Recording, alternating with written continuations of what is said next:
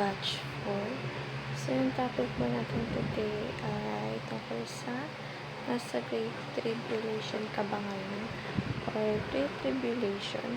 So, yung topic po, ang scripture po na ibinahagi ni Pastor Russell today ay matatagpuan sa Matthew 24, verse 21. So, first, basahin po natin ang concept ng Great Tribulation.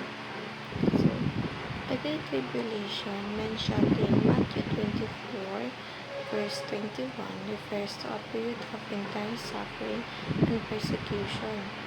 While interpretation vary, it reminds us that following Christ may involve trials, yet Scripture assures us that God remains sovereign and near, even in suffering. For the believers, tribulation is never the end. It is the stage on which God's faithfulness shines brightness. So we have here the interpretative options, which is number 1, past, intense suffering during the early church, present, suffering in every generation, and 3, future intense suffering.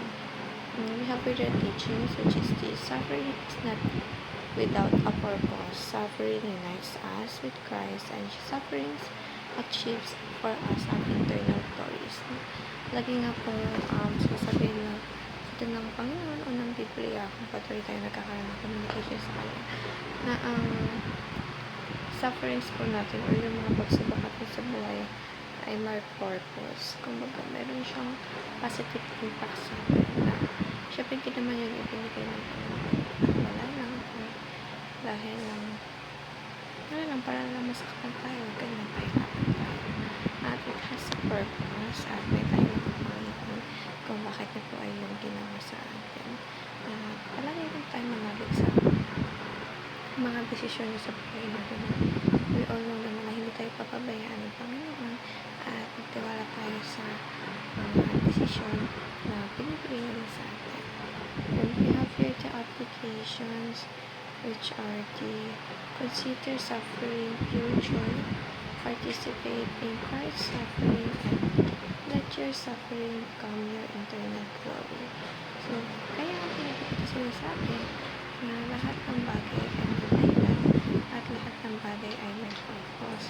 Kaya, try natin yung mga bagay na nangyayari sa atin ay getting into positive way na sa ganun malalesin yung mga worries natin, yung mga problems natin, at enjoy lang yung bagay na meron tayo.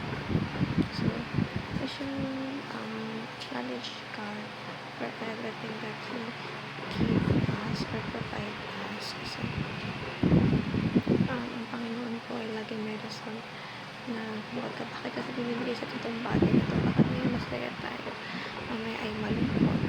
Meron pong rason yan, kaya abot natin pagpuputahan yung ginawa ng Panginoon sa atin. Sa ganun, hindi rin tayo, of course, mapanghinaan ng loob. At palagi lang natin siya pasalamatan at sa pag-communicate sa lahat ng oras na ang binibigay niya sa atin.